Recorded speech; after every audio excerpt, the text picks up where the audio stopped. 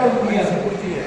அப்பேற்பட்ட ஒரு குடும்பத்தை உருவாக்கிய பேரறிஞர் பெருஞ்சித்திரனாரை அவருக்கு வீர வணக்கம் செலுத்துவதிலே நான் தமிழ் அனைவருக்கும் இதை பாராட்டி புகழ்ந்து பேசி உண்மையாக ஆக்கி தர வேண்டும். அந்த அளவுக்கு இந்த குடும்பத்தின் மீது சிறப்பு.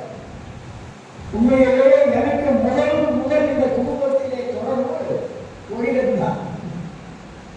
ஒளிரனுக்கு பிறகுதான் பெருஞ்சித்திரனார் எனக்கு தொடர்பானார். அதற்கு பிறகுதான் பூங்கொன்றனார் எனக்கு தொடர்பானார். அதற்கு பிறகு இறைக்கூறுவனார் என் பேரு பேரன்பு கொண்டிருந்தார். இறைக்கூறுவனாருக்கு என் பேரில் ரொம்ப பேரன்பு. இப்போது குணத்தொகையால் கிடைத்திருக்கிறார். அருமையாரை நான் அடிக்கடி அறிந்து கொண்டிருக்கிறேன். இப்படி இந்த குடும்பத்தோடு நான் இணைகின்ற அந்த வாய்ப்பை பல ஆண்டுகளுக்கு முன்னால் பெருஞ்சித்திரனாரோடு எனக்கு ஏற்படும். 1967-68 ஒரு 3 உலக தமிழ் மாநாட்டின் போது அண்ணா ஆட்சியின் அறிஞர்கள் என்று ஒரு நூலை அதுதான் நான் முதல்ல வெளியிட்டேன். அதற்கு முன்னால் அறிஞர் பேர் தனித்தமிழர்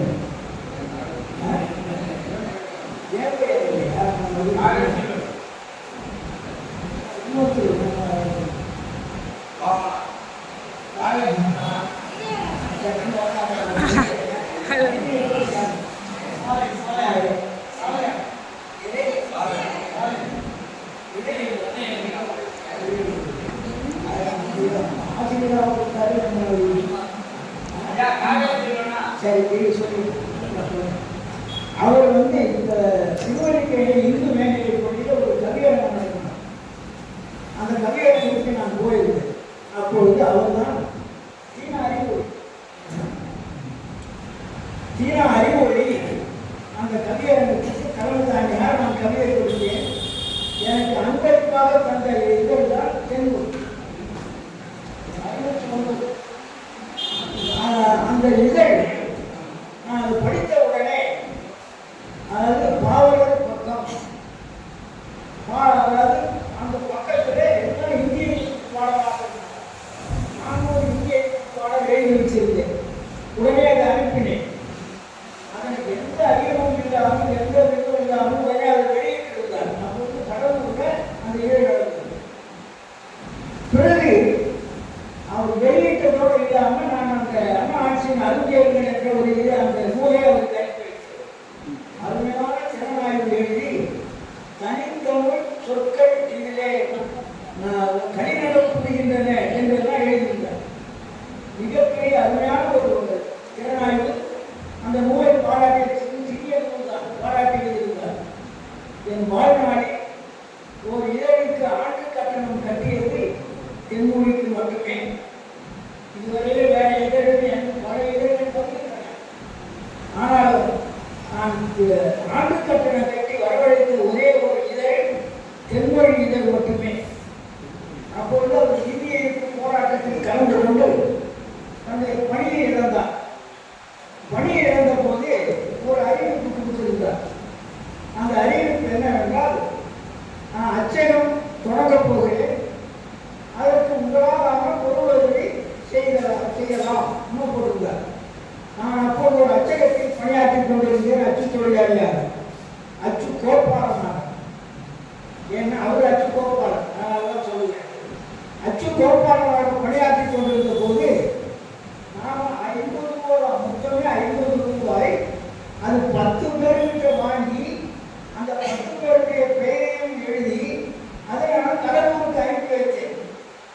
அவர் அந்த வெற்றியவர்கள் வாயிலாக என்று இது பெரிய தொகை நினைச்சு வெற்றியவர்கள் வாயிலாக வந்த தொகை என்று அவர் தனித்தனியாக எல்லாருடைய பெயரையும் போட்டு என்னுடைய பெயரையும் போட்டு வந்தார்.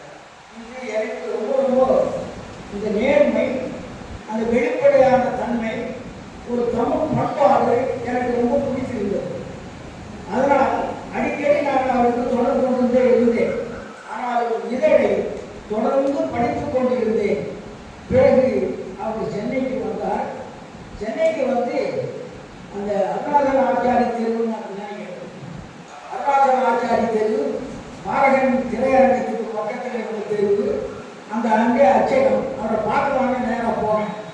போனால் அச்சு கோர்த்து கொண்டு இருந்தார்.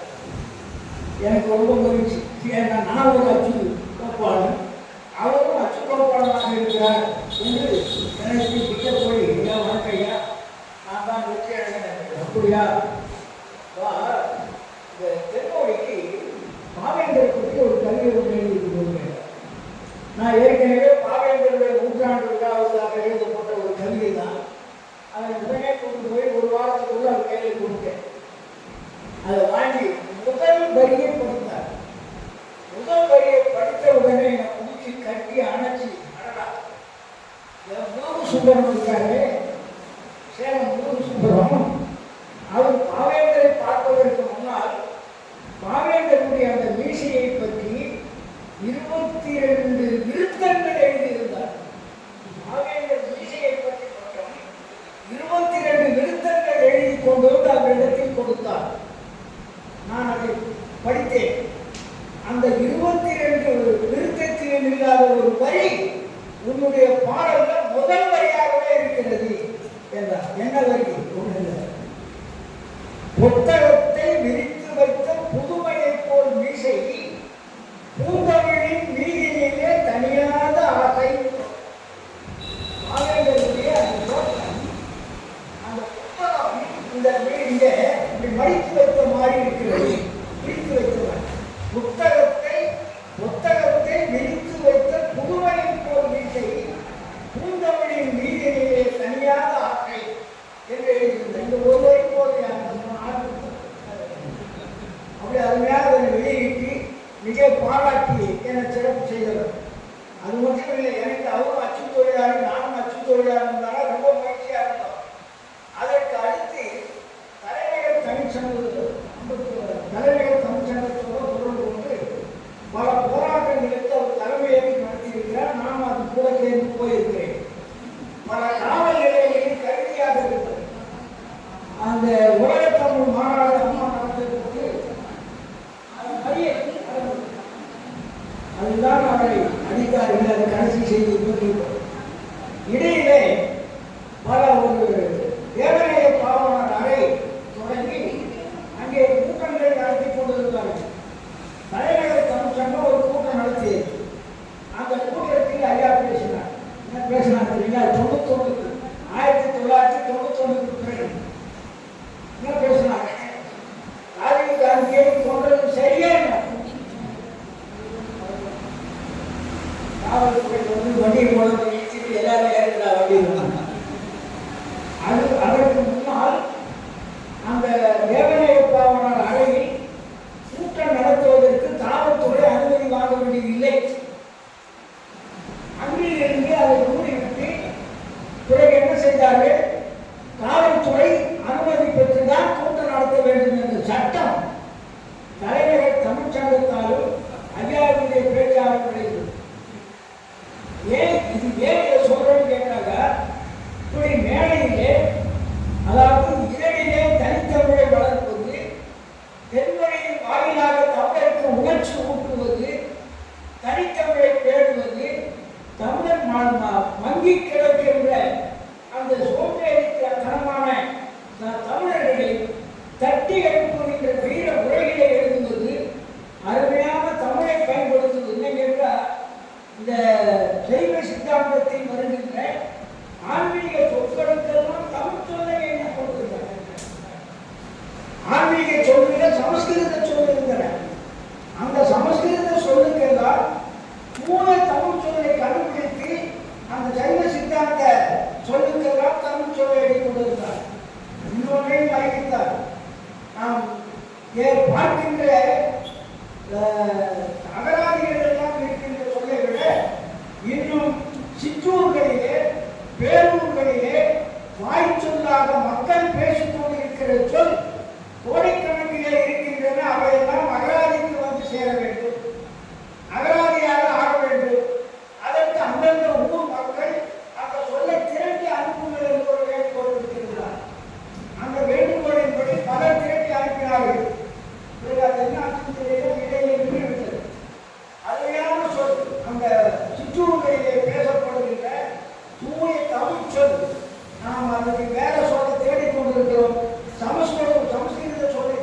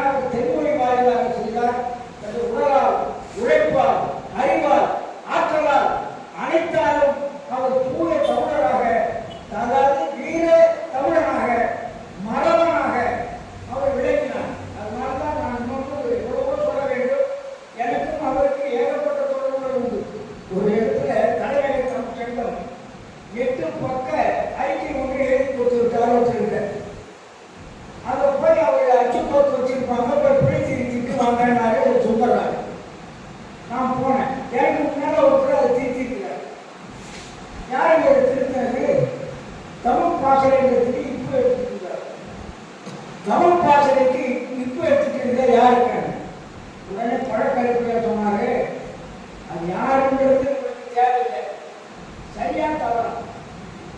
அவர் எடுத்தது சரியானால் விட்டு விடுங்க, தவறானால் திருத்துங்கள் என்றார். போடுங்க, நீங்களே போடுங்க.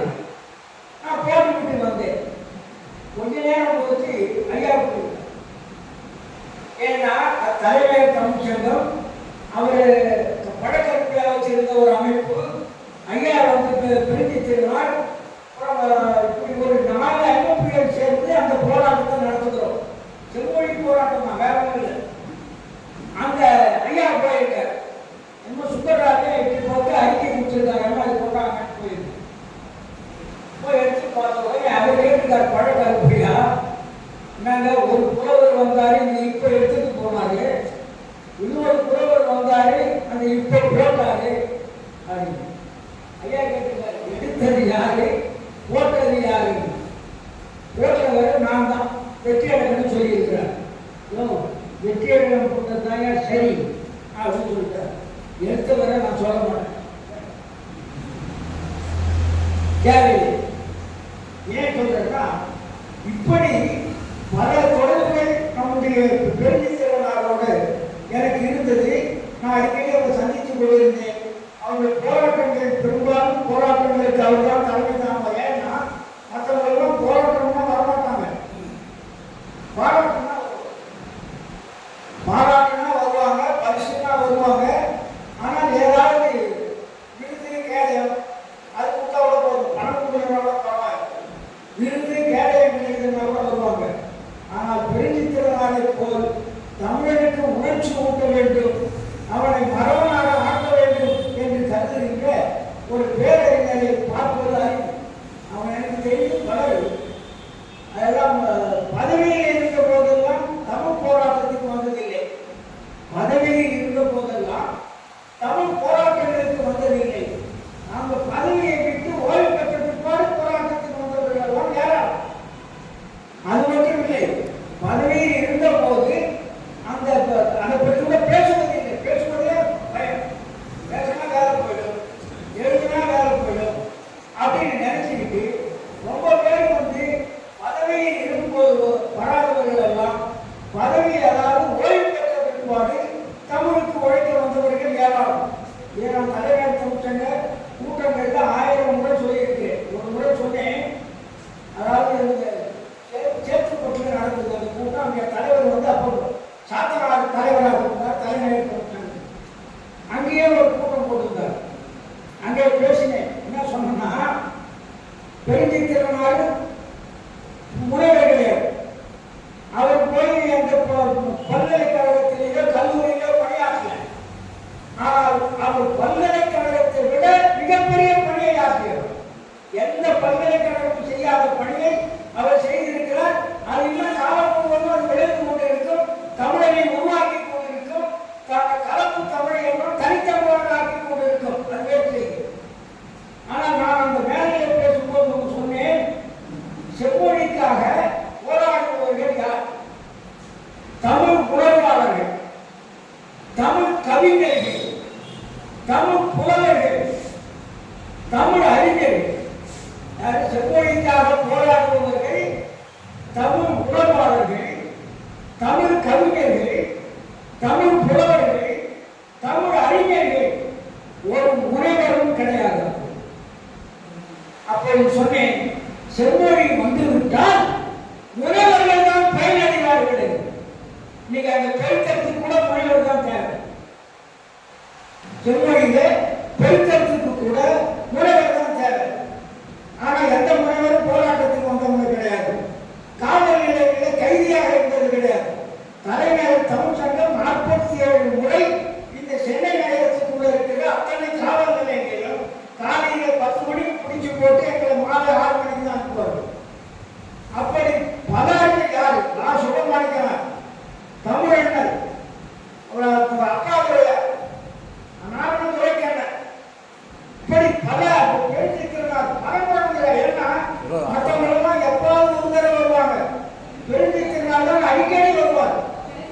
யாரும் வரலையா பெருந்திருநாளை கூப்பிடுவார். ஏன்னா கொஞ்சம் கூட அச்சம் இல்லாமல் துணிவாக வந்து கலந்து கொள்ளுகின்ற ஒரு ஆற்றல் அவர்களுக்கு தான் இருந்தது. அப்பேற்பட்ட ஒரு பேரறிஞர் உண்மையிலேயே ஒரு பேராசிரியர் எப்படி, ஒரு தமிழ் பேராசிரியர் எப்படி இருக்க வேண்டும், ஒரு தமிழ் அறிஞர் எப்படி இருக்க வேண்டும், ஒரு தமிழ் அறிஞர் எப்படி குடும்பத்தை நடத்த வேண்டும், ஒரு தமிழ் அறிஞர் தமிழ் மொழிக்கு தன்னுடைய தாய்மொழிக்கு என்ன செய்ய வேண்டும், அதனை சரியாக ஒழுங்காக செய்த ஒரு மிகப்பெரிய ஒரு பேரறிஞர் உண்டு என்று சொன்னால் அது பெருந்தி திருநாள் தான். அந்த பெருந்தி திருநாளுடைய புகழ் தமிழ் உள்ளளவும் இருக்கும், தனித்தமிழ் உள்ளளவும் இருக்கும், தமிழன் ஒவ்வொருவரும் உள்ளளவும் இருக்க வேண்டும் என்று வேண்டி எனக்கு இந்த வாய்ப்பளித்த அருமை நண்பர் கொடிடனுக்கும் இந்த அமைப்புக்கும் என்னுடைய முதற்கண் நன்றிகள் சொல்லி அடுத்து நம்முடைய உணர்த்தொகையினாலும் அதை தொடர்கிறார், பூங்குன்றனும் தொடர்கிறார், அருமையாகவும் தொடர்கிறார். அடுத்து தொடங்கி பாவலர் பணியாளர் கல்விக் கழகத்தின் வாயிலாக தொல்காப்பியத்தினுடைய எழுத்ததிகாரம், நன்னூலுடைய எழுத்ததிகாரம், தொல்காப்பியத்தினுடைய சொல்லதிகாரம், நன்னூலுடைய சொல்லதிகாரம் முடித்து இப்பொழுது தொல்காப்பியத்தினுடைய பொருளதிகாரத்தை காணொலி வாயிலாக உலகம் முழுவதும் கொண்டு செல்கின்றார். அப்பேற்பட்ட குடும்பத்தை வாழ்த்தி பாராட்டி பெருந்தி திருநாளுக்கு வீர வணக்கம் சொல்லி விடைபெறுகின்றேன். நன்றி.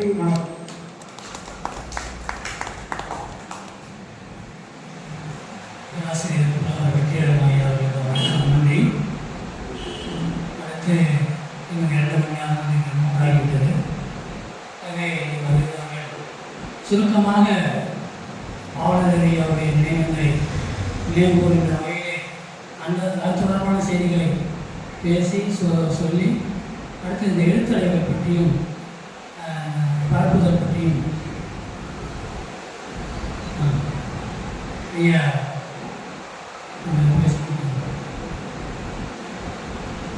திரு சிவலி நாயகம் அவர்களை உயர்த்துவார்.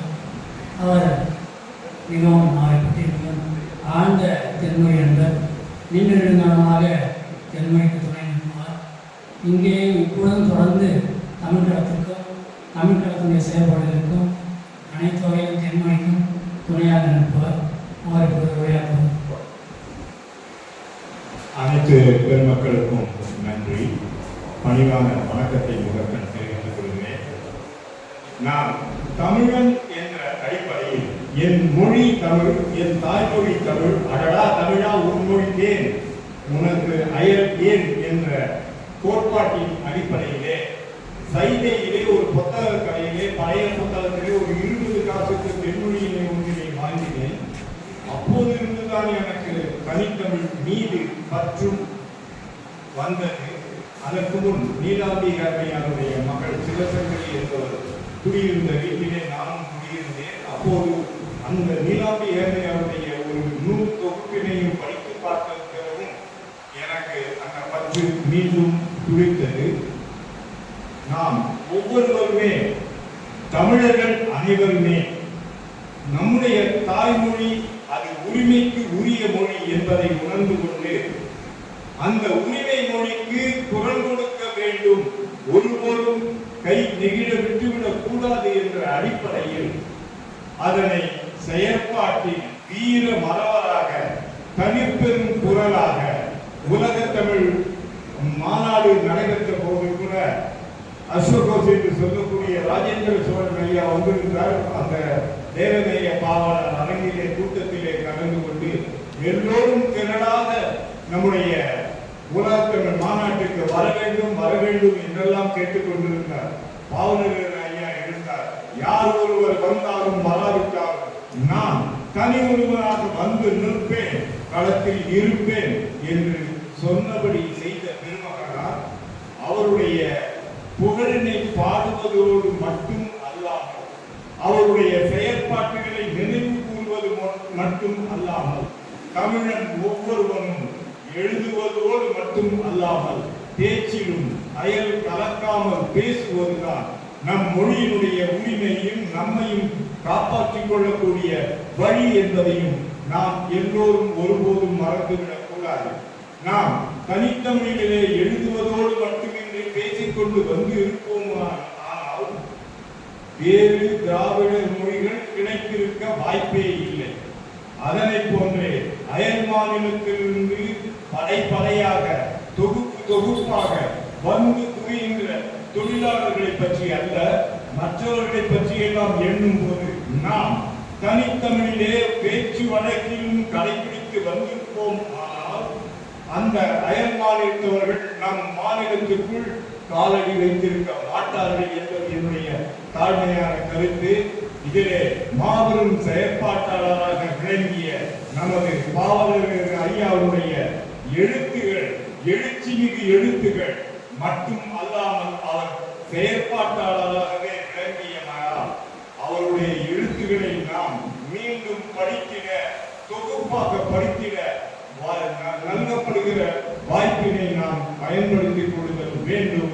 இந்த எழுத்தாளர்கள் முழுமையாக எப்போது வரும் என்று கனவு கண்டவர்களில் நானும் உங்களைப் போலவே ஒருவன் என்று கூறிவிட்டு இந்த நல்வாய்ப்பினை நல்கிய அனைத்து பெருமக்களும் நன்றி பாராட்டி விடைபெறுகிறேன். நன்றி. கூறியது உண்மைதான். அவர் சில ஆண்டுகளுக்கு முன்பே வர வேண்டும் என்று அக்கறை கொண்டவர், சொல்லிக் கொண்டிருந்தவர். 95 ஐயாவது 21 ஆண்டுகளாக அதை உண்மையாக நம்முடைய முயற்சியாக அந்த ஒருங்கிணைப்பு நடந்து இருக்கிறது. அடுத்ததாக அவர் மட்டுமல்ல, மணிநாயகம் அவர்கள் கல்விக்காரர்களுடைய பாவலர் பயிற்சியை முடித்த பாவலர் அதையும் நான் இந்த இடத்திலே சொல்லிக்கொண்டு அடுத்த ஆசிரியர் திரு மணிமாறன் அவர்களை உரையாற்றுமாறு கேட்கிறேன்.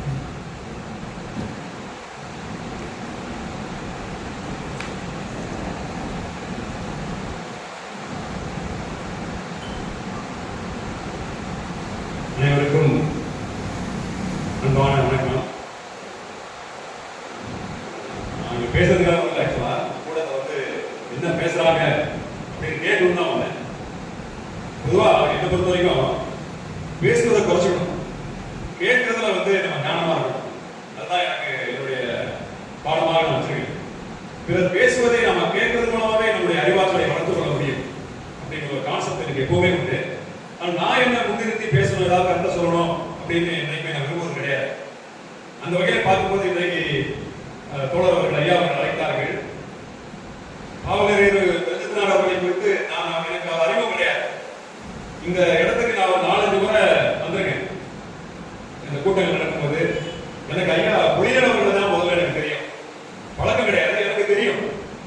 அந்த வகையிலே இப்ப அவர்கள் அமர்ந்த இடத்துல அவருடைய பூங்குன்றனார் அவர்கள் இருக்கின்ற இடத்துல எனக்கு பேசுவதற்கு நல்ல வாய்ப்பை பெற்றமைக்கு என்னுடைய நன்றியை மகிழ்ச்சியை தெரிவித்துக் கொள்கிறேன். இங்க பேசினாங்க வெற்றியாளர்களால் மிகுந்த அறிவாற்றலோடு ஞானமாக நம்முடைய பெருந்தனார் அவர்களை குறித்து நிறைய கருத்துக்களை தமிழறிஞர், தனித்தமிழ், ஈழம் என்கின்ற பொதுவான அடிப்படையிலே பல கருத்துக்களை சொன்னார்கள். அவர் தென்மொழி நூல் இதழ் என்று வருகின்ற போது அங்கே ஒரு இடத்துல ஒரு நகர் உண்டு, தெரு நகர், தென்மொழி நகர்னு போடுறது. அது தேன்மொழி நகர் தான். அது எழுத்து பிழையின் காரணமாக தென்மொழின்னு போட்டிருக்காங்க. என்னடா பார்த்த போர்டு அந்த மாதிரி வச்சிருக்காங்க அது மாதிரி. அதுக்கப்புறம் திரும்ப புது போர்டு வைக்கும் போது தேன்மொழி நகர் மாத்திட்டாங்க. அந்த தென்மொழி என்பது சிறப்புக்குரியது இப்ப எனக்கு வந்த போது தெரியுது. அந்த தென்மொழி இதழ் நகர்னு வைக்கலாம், அப்பதான் தெரிந்து கொள்ள முடியும் என்கிற கருத்தை இந்த இடத்துல நான் சொல்ல விரும்புறேன்.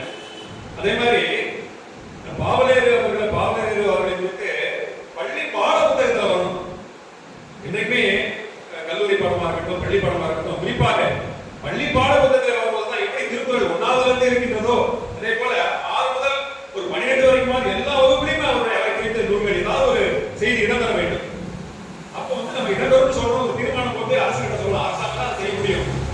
அப்பொழுது மாணவர்கள், பள்ளி மாணவர்கள் தெரிந்து கொண்டால் மட்டும்தான் அவரை குறித்து எல்லா இடங்களுக்கும் அவரை குறித்து அவருடைய பெருமைகளையும் அற்புதமான படைப்புகளையும் அறிந்து கொள்வதற்கு அதிக வாய்ப்புகள் உண்டு. இந்த மாதிரி ஒரு கூட்டம் போட்டு நம்ம பேசுறது வந்து நம்முடைய கடமை என்றாலும் கூட அது மாதிரி எல்லா வகுப்பும் தமிழ்நாடு முழுவதும் பள்ளிக்கூடங்களுக்கு அவரை குறித்து சென்றடைய வேண்டும் என்று சொன்னால்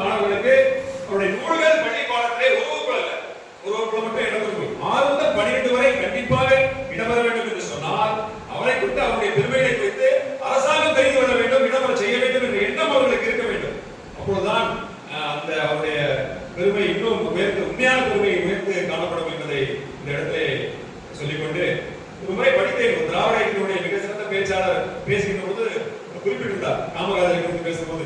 காமராஜர் வெளிப்புறத்தில் ஒருத்த முதலமைச்சராக இருக்கின்ற பொழுது பேசுகின்ற பொழுது அவரை பார்ப்பதற்கு நம்முடைய பிரஜித்நாத் அவர்கள் செல்கிறார்கள். அந்த போர்டு அந்த கல்வெட்டுல வந்து காமராஜர் நாடார் என்று பொறிக்கப்பட்டுள்ளது. அங்கிருந்த முதற்கமாக ஒருத்தர் என்ன பண்றாரு, காமராஜர் போட்டுக்கலாமே, ஏன் காமராஜர் நாடார் போட்டிருக்கீங்க அப்படின்னு சொல்லும்போது காமராஜர் கேட்கப்பட்ட கேள்விக்கு பிரஜித்நாத் அவர்கள் பதிலளித்ததாக அவர் பேசி நான் படித்தேன். அவர் பொருளாசையும் கிடையாது, பொருளாசையும் நாடார், சிற்றின்பத்தை நாடார் காமராஜர் என்று அவர் கேட்கிறவருடைய கண்ணத்தில் பலாரென்று அரைந்தது போல் ஒரு கருத்தை அந்த இடத்துல நம்முடைய பிரஜித்நாத் அவர்கள் குறிப்பிட்டு கொண்டார்கள் என்கிற கருத்தை நான் சொல்ல விளைகிறேன். என்று கூறி இந்த வாய்ப்பை அளித்த அனைவருக்கும் நன்றி கூறி வைத்துக் கொள்கிறேன். தேவசேகரன், நன்றி, வணக்கம்.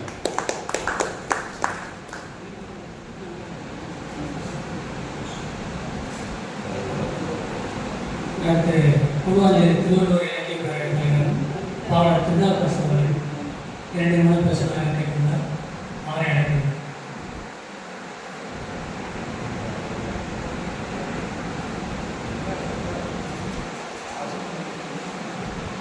அனைவருக்கும் வணக்கம். ராமபுரம் புக் ஸ்டாலில் உட்கார்ந்து இருப்பாங்க. ஐயா திருநாவுக்கரசு கூடுவாஞ்சேரி இருக்கிறார். அவரு அழைப்பு விட்டார்கள் இந்த செய்தியை சொல்லிடுவாங்கன்னு கேட்டுருக்காங்க. அவர் வந்து பள்ளிக்கூடம் பெண்கள் மேலே திருவள்ளுவர் சிலை அந்த செய்தி சொல்லியிருக்காங்க. யார் இதெல்லாம் கேட்டு சொல்லியிருக்காங்க. நன்றி.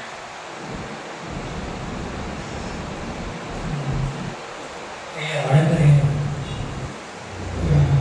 தொழிலாளர்கள் வழக்குறவர்கள் அடிக்கடி அவரை எப்படி அதிகாரி காவல்துறை தலைவர்களோ அப்படி கோயிலுக்கு தலைவர்த்தது. அப்படி சிறையில் இருக்கும்பொழுது வழக்கறிஞர் சோதி பிரகாசம், வழக்கறிஞர் வேணுகோபால் போன்றவர்கள் எல்லாம் அந்த வழக்கிலே உதவியிருக்கிறார்கள். வழக்கறிஞர் தலைமை கொண்டவர்கள். இப்பொழுது வேணுகோபால் வந்திருக்கிறார். அவரை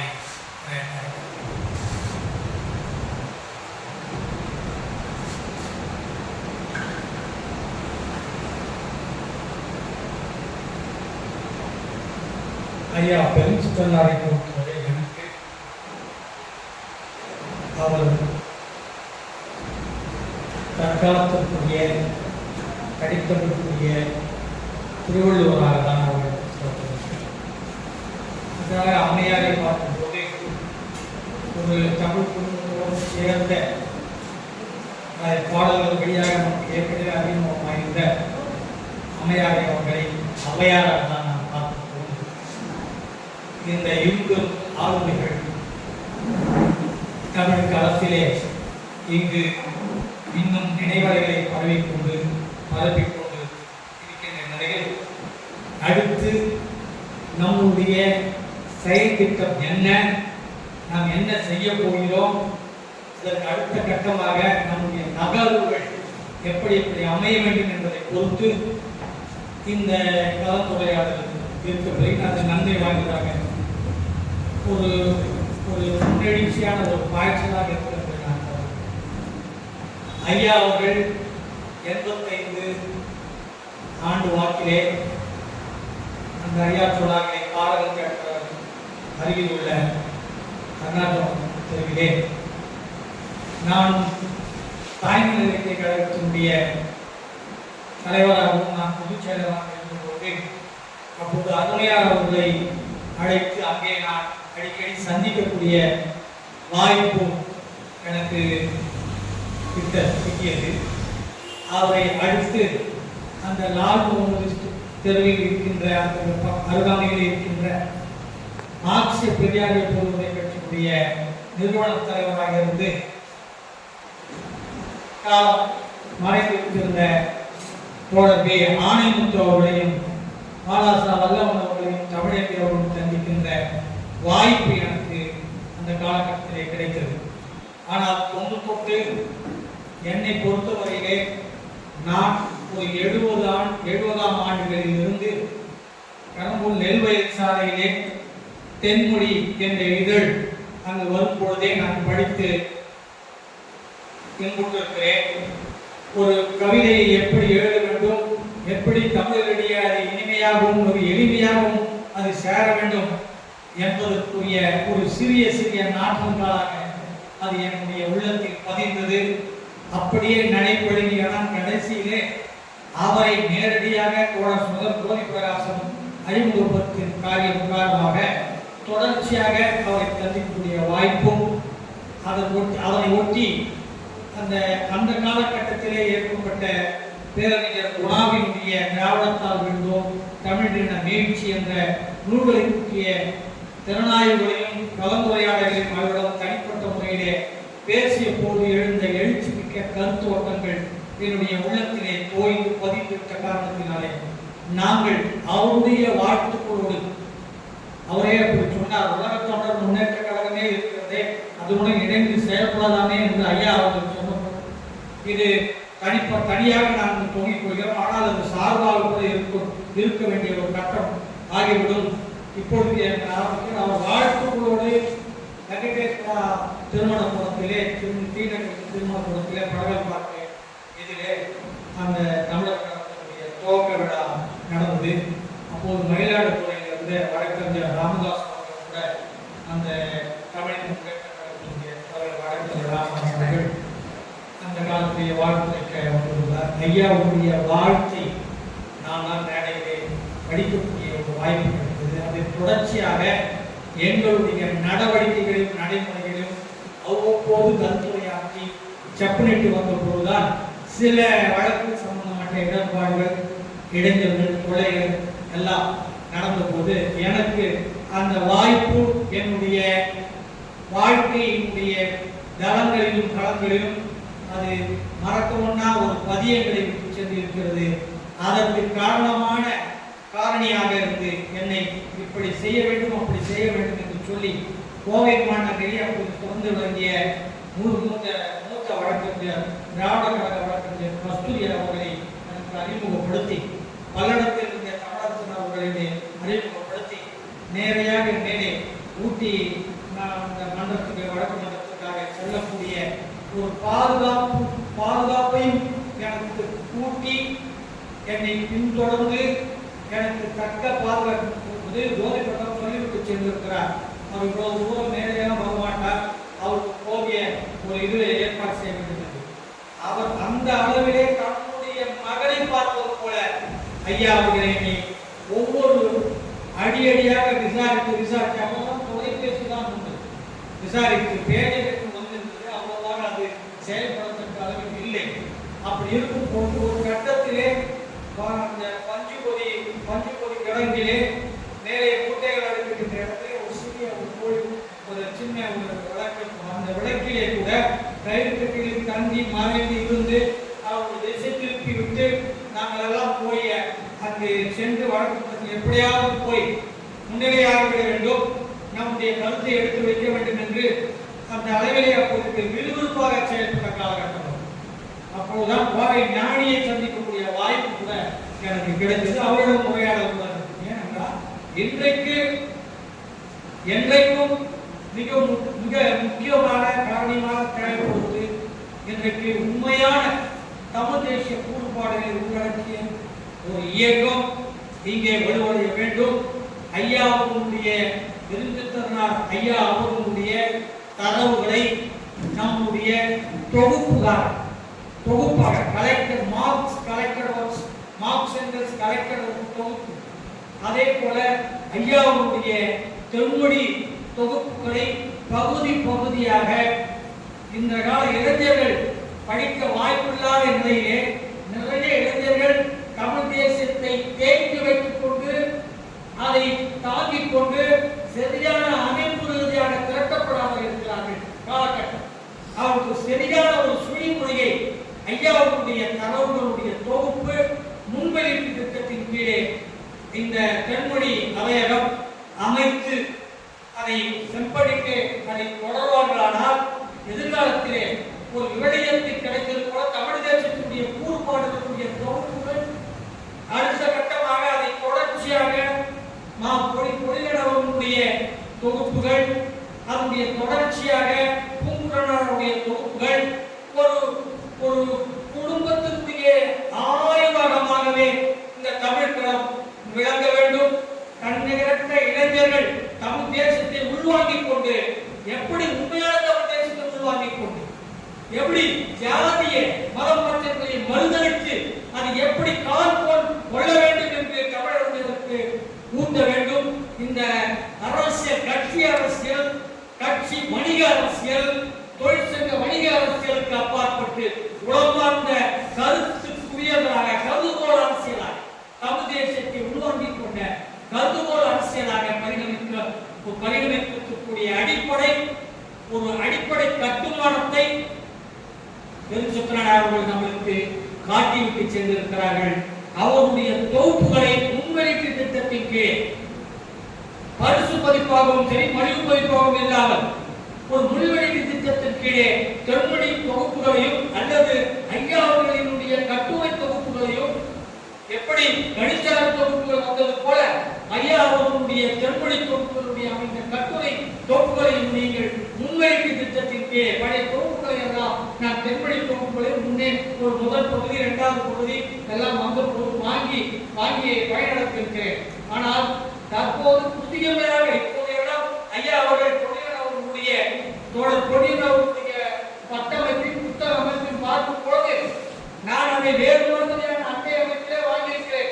தமிழர்களே என்பதை அந்த இது அப்புறம் ஜாதியத்தை பற்றிய விவகாரம், அப்புறம் இந்தி எதிர்ப்பு பற்றிய அந்த நூல்களை எல்லாம் வெறும் ஒரு அட்டைப்படத்தோடு சேர்ந்த நூல் வடிவமாக இப்போது இது ஒரு ஈர்க்கக்கூடிய அளவிலே அந்த கட்டமைப்பு அமைக்கப்பட்டிருப்பதை போல ஐயா அவருடைய முன்வெளி திட்டத்தின் கீழே கூட மாணவர்களுக்கு ஒரு சலுகை அறிவித்து மாணவர் கையிலே கல்லூரிகளின் கையிலே இது கல்லூரி மாணவர்கள் இளைஞர் கையிலே இந்த தொகுப்புகள் அவருடைய இல்லங்களிலே அணிவகுக்க வேண்டும் என்ற அளவிலே இந்த இப்படி செய்யப்போனால் நாளைக்கு நம்முடைய தென்மொழி ஒரு தென்மொழி அவயம் என்று தென்மொழி அவயத்தில் நாங்கள் எல்லாம் உறுப்பினராக இருந்தோம் ஐயா இருக்கும் போது.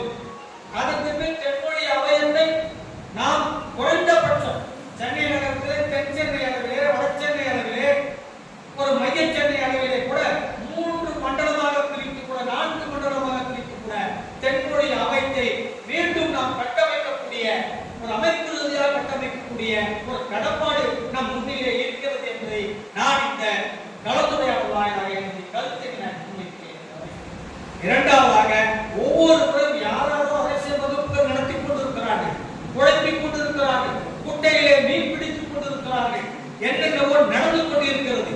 ஆனால் இந்த தமிழ் தேசத்தினுடைய ஐயா பெருஞ்சத்தனாருடைய கருதுகோள்களை மையப்படுத்தி ஒரு வகுப்பு வரலாற்று வகுப்பு தமிழ் வரலாற்றியல் வகுப்பை ஒரு வரிசைக்கிரமமாக இளைஞர்களுக்கும் மாணவர்களுக்கும் பயிற்றுவிக்கும் அரசியல் வகுப்புக்காக மாற்றி இதை அன்றாட மாதந்தோறும் சனி ஞாயிறு அளவிலே அல்லது மாதந்தோறும் 2 திங்களுக்கு ஒரு முறை ஏதாவது ஒரு இடத்தில் அணியமாகி இளைஞர்களை தேர்ந்தெடுத்த இளைஞர்களை மட்டும் உருவாக்கி அவர்களை பயிற்சி கொடுத்து இந்த அரசியல் வகுப்பை உண்மையான தமிழ் களத்தினுடைய தேடுதலை களங்களை அதனுடைய தரங்களை எப்படி இந்த இளைஞர்கள் அறிந்து புரிந்து அது நடைபெற வேண்டும் என்பதை புரிந்து அவர்கள் சிந்திக்க வேண்டும்.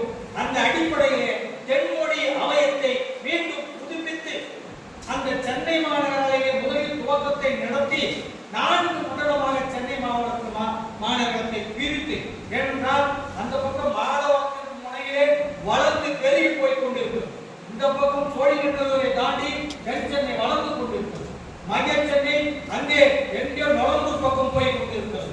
இப்படி இருக்கும்போது 4 மண்டலமாக பிரித்து அதாவது சரளமாக பிரித்து தென்மொழி அவயத்தை மீண்டும் புதுப்பித்து அது நாட்டு பணி தமிழ் மொழிக்கான செம்மொழிக்கான தமிழ் களமாக அமைய வேண்டும்.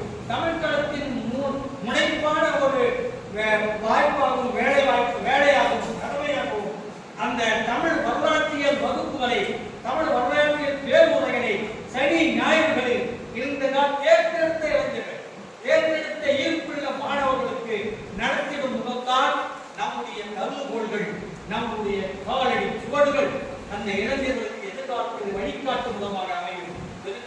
வெற்றிவிட்ட பணிகளை தொடர்ச்சியாக தொய்வில்லாமல் ஐயா அவர்களும் அவருடைய இளவல் அவர்களும் இன்றைய வரையில் செயலாற்றிக் கொண்டு வருவது எங்களும் காணாத ஒரு பெருமையாகும். அந்த அடிப்படையில் பார்க்கும்போது நாம் எல்லாம் தமிழ் என்ற தென்மொழி குடும்பமாக ஆகியிருக்கிறோம். தென்மொழி தமிழ் களத்தினுடைய ஒரு உறுப்பினராக, ஒரு மூத்த இளவன் சகோதரனாக இருந்து, சோதரனாக இருந்து இந்த கருத்தை இந்த அவையத்தின் முன்னாலே வைக்கிறது மிகவும் மகிழ்ச்சி. இந்த வாய்ப்பை எனக்கு நல்கிய பூங்குன்றனார் அவர்களுக்கும் பொழிலனார் அவர்களுக்கும் என்னுடைய குணத்தொகையை நான் பார்க்கும் பொழுது அடையாளம் தெரியவில்லை. அவர்தான் என்னுடைய அணுகி முடியும் அதிகமாக என்னுடைய உரையாடி இருந்த அந்த காலகட்டத்திலே அப்போது என்னுடைய தாய்மொழி அறிவியல் கழகத்தினுடைய சார்பாக சமஸ்கிருத ஆதிக்க எதிர்ப்பு மாநாடு கமலம்பாள் கல்யாண மண்டபத்தில் நடக்கும் பொழுது உமாபதி அவர்கள் அந்த காலத்திலே தமிழரசு கழகத்தினுடைய தூணாக இருந்த ஆனந்த அதிபதி உமாபதி அவர்கள் சார்பாக அவர்தான் முதல் கருதியில் தமிழ் கொடியை மூவேந்தர் பொறித்த மூவேந்தருடைய சின்னம் பொறித்த தமிழ் கொடியை ஏற்றி வைத்தார். ஐயா பழநெடுமாறன் அவர்கள் அன்றைக்கு சிறைப்புரை ஆற்றினார். ஐயா அருமையார் அவர்கள் சொல்லாய்வர்கள் அருமையார் அவர்கள் அகரமுதலை பற்றிய அந்த செய்திகளை மக்களுக்கு அங்கே சொன்னார். அருமையான பட்டிமன்றமும் கவியரங்கமும் நடந்தது. அந்த நிகழ்வை தெரிந்து சொன்னார். ஐயாவும் கொடுத்து வைத்த நிகழ்வை என்னால் ஐயா வர முடியாது, நான் என்ன அறிவியாளர்கள் அனுப்பி வைக்கிறேன் சொன்னார். எந்தெந்த சொற்களுக்கு எந்தெந்த வேறு சொற்கள் என்று ஒரு 45 நிமிடத்தில் அறிவியாளர்கள் பேசியது இன்றைக்கும் என்னுடைய உள்ளத்தில் மறக்காத ஒரு நிகழ்வாக இருக்கிறது. பழனிமணிமனார் அவர்கள் இதை இறுதியாக சிறப்புரையாற்றினார். அருமையான சமஸ்கிருத ஆதிக்க எதிர்ப்பு மாநாடு அன்றைக்கு வெற்றிகரமாக நடந்தது. அன்றைக்கு மக்கள் தமிழகம் என்ற இதழ் அங்கு விநியோகப்பட்டது எல்லோருக்கும். அப்பொழுதுதான் அங்கே கன்னிகாபுரத்தில் தொடர்ச்சியாக மக்கள் தமிழகத்தை 10 பிரதிகள் என்னுடைய வீட்டில் கொடுத்து செல்வார். நான் எல்லோருக்கும் வழக்கத்தினுடைய பரப்புவேன். அந்த பரப்புரை இன்னும் முடியவில்லை. அந்த புறப்புரையை தொன்று தொட்டு தொடர்வதற்கு எனக்கு வாய்ப்பு அளிங்கள் என்று உரிமையுடன் கேட்டு அமைகிறேன். வணக்கம்.